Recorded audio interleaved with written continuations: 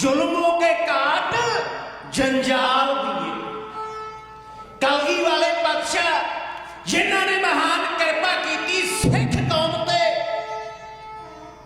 जिहड़ी कौम का असीं खालसा सैगना दिवस मना रहे हैं, महान बख्शिशां दा भंडारा खोलिया। सच्चे पातशाह ने आओ खालसा जी,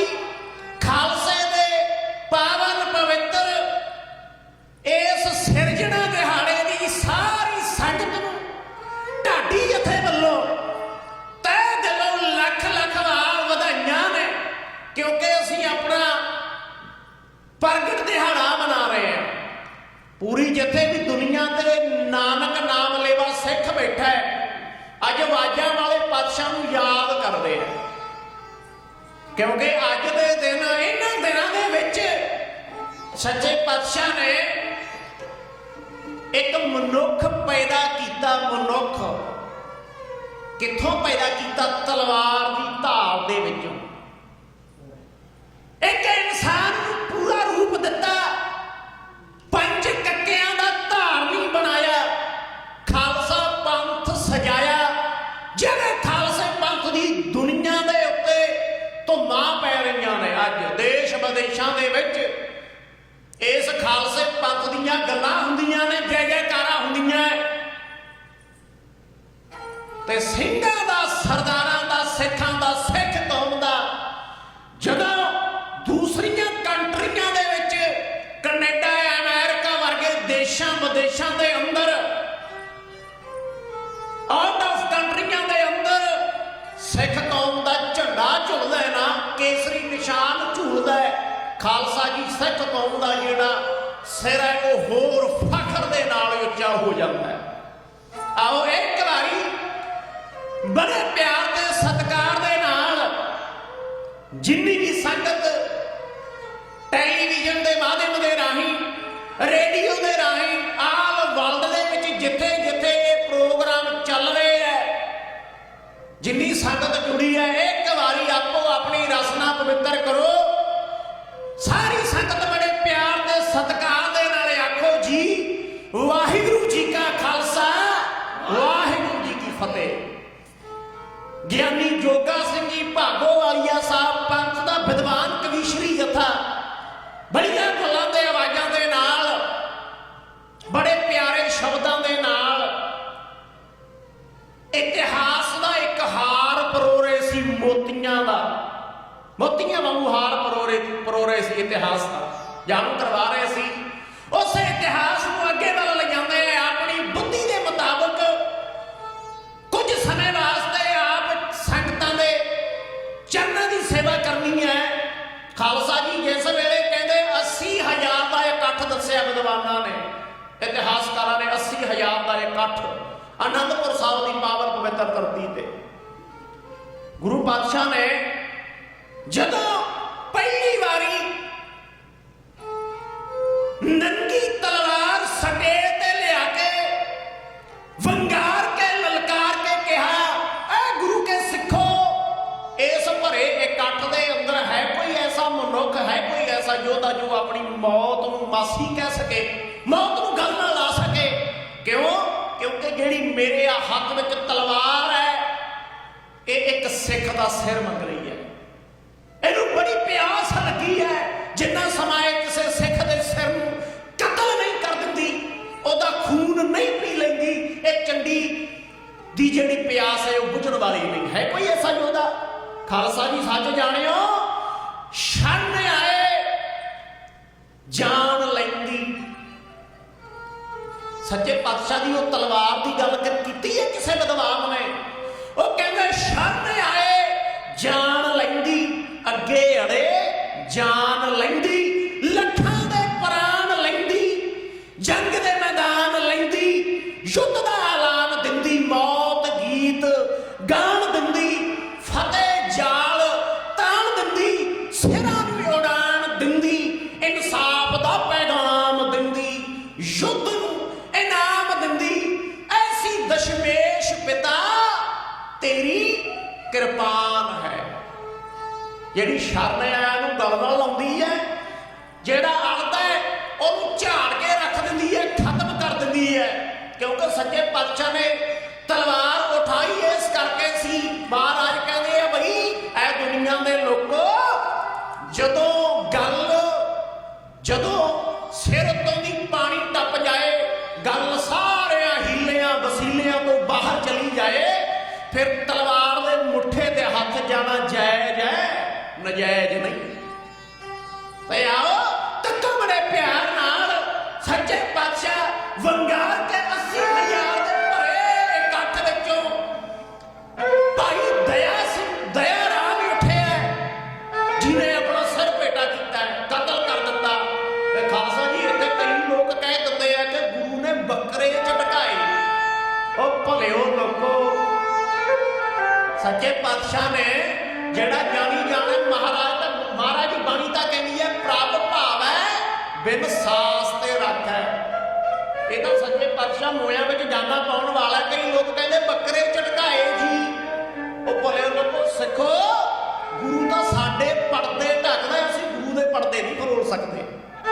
ਸੱਚੇ ਪਾਤਸ਼ਾਹ ਨੇ ਭਾਈ ਦਇਆ ਰਾਮ ਨੂੰ ਕਿਰਪਾਨ ਦੀ ਭੇਟ ਚੜਾ ਦਿੱਤਾ।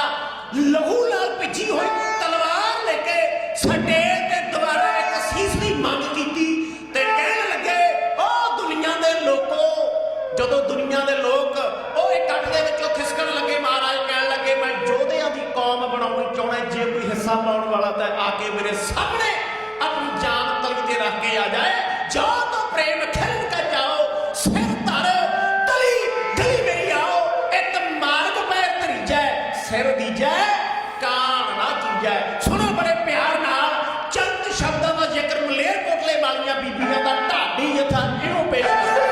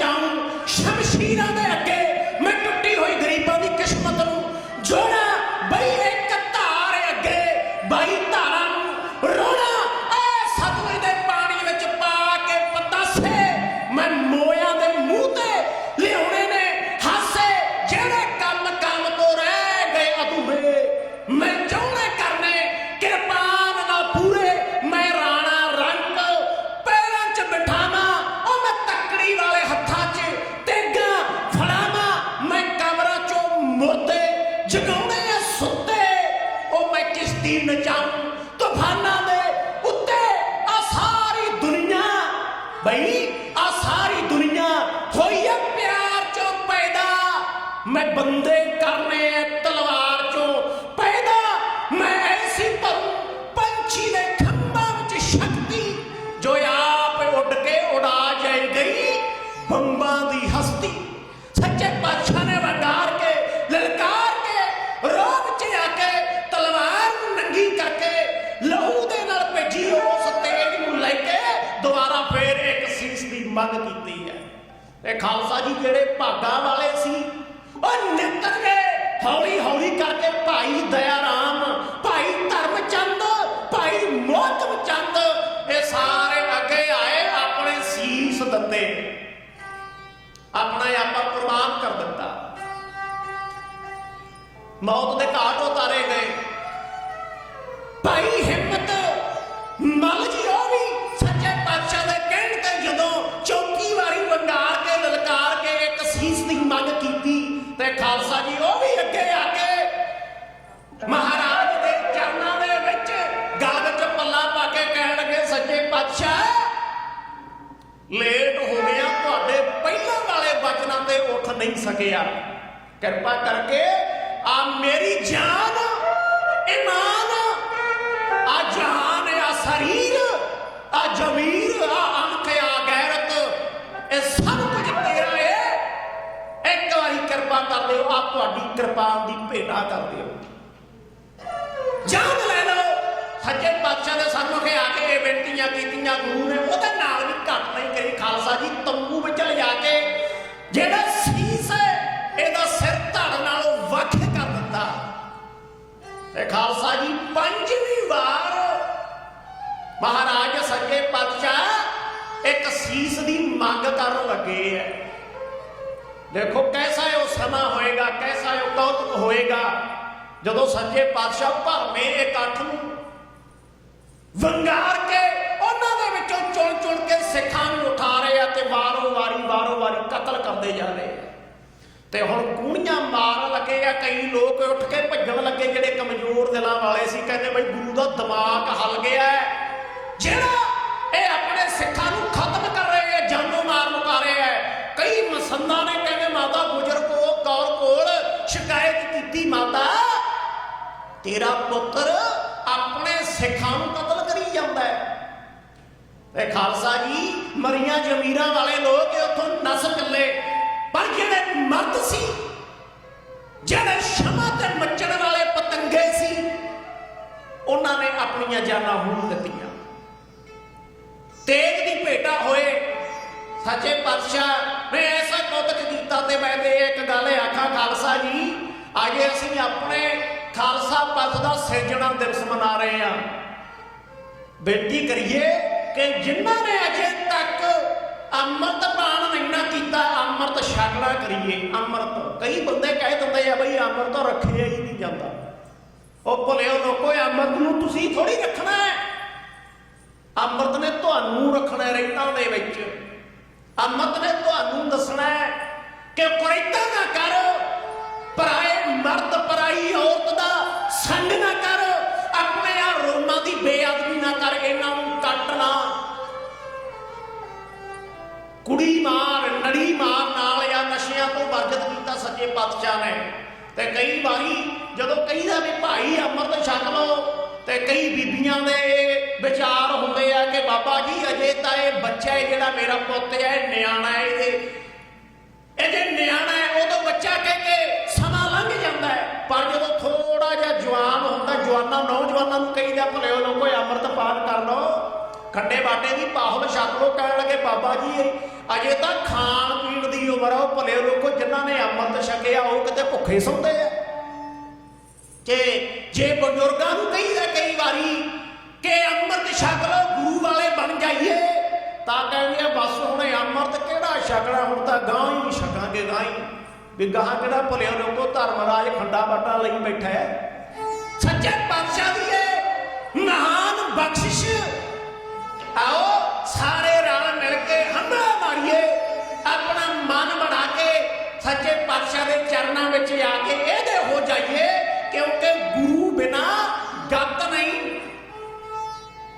ਸੱਚੇ ਪਾਤਸ਼ਾਹ ਬਿਨਾਂ ਗਤ ਨਹੀਂ। ਤੇ ਸੱਚੇ ਪਾਤਸ਼ਾਹ ਮਹਾਰਾਜ ਨੇ ਹੁਣ ਦਿਓ ਧਿਆਨ, ਜਦੋਂ ਭਾਈ ਧਰਮ ਚੰਦ ਉੱਠਿਆ, ਕਹਿੰਦੇ ਸੱਚੇ ਪਾਤਸ਼ਾਹ ਦੇ ਸਨਮੁਖੇ ਆ ਕੇ ਗਲ ਵਿੱਚ ਪੱਲਾ ਪਾ ਕੇ ਕਹਿਣ ਲੱਗਿਆ, ਹੈ ਦਾਤਾ ਬਖਸ਼ ਲਓ, ਆ ਜਾਨ ਲੈ ਲਓ, ਕਿਰਪਾਨ ਦੀ ਭੇਟਾ ਕਰ ਦਿਓ। ਮੇਰੇ ਪਾਤਸ਼ਾਹ ਕਹਿਣ ਲੱਗੇ, ਧਰਮ ਚੰਦਾ ਇੱਕ ਗੱਲ ਦਾ ਧਿਆਨ ਰੱਖ, ਤੇਰੀ ਜਾਨ ਨਾਲ ਇਹਨੇ ਲਿਹਾਜ਼ ਨਹੀਂ ਕਰਨਾ, ਉਹ ਤੇਰਾ ਕੰਮ ਹੈ ਖੇਤੀਬਾੜੀ ਕਰਨਾ, ਕਿਉਂ ਇਹਨੇ ਜਾਨ ਗਵਾਉਣਾ ਹੈ? ਤੇ ਸੱਚੇ ਪਾਤਸ਼ਾਹ ਸੁਣੋ ਬੜੇ ਪਿਆਰ ਦੇ ਨਾਲ, ਜਿਵੇਂ ਧਰਮਚੰਦ ਨੂੰ ਦੋ ਸ਼ਬਦ ਕਹਿੰਦੇ ਆ, ਉਹਨਾਂ ਲਾਈਨਾਂ ਦਾ ਜ਼ਿਕਰ ਬੀਬੀਆਂ ਦਾ ਢਾਡੀ ਏਦਾਂ ਕਿਉਂ ਬਿਆਨ ਕਰਦਾ?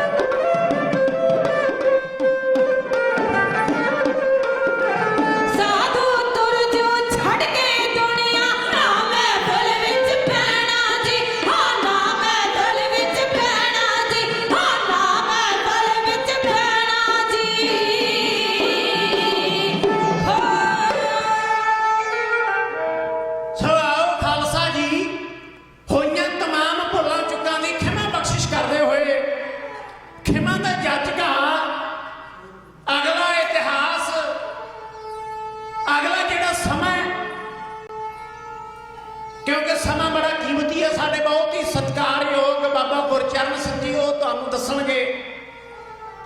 महान उपराला किया गुरुद्वारा दशमेश दरबार की समुची मैनेजमेंट वालों प्रबंधकों वालों, क्योंकि इस महान जिहड़ी भयानक बीमारी है महामारी है इहनूं मुख रखदे होया जिथे गुरु का लंगर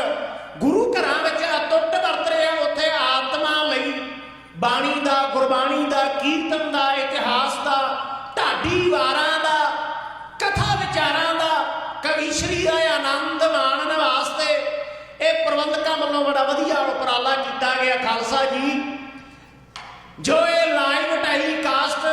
चैनल पंजाबी के राही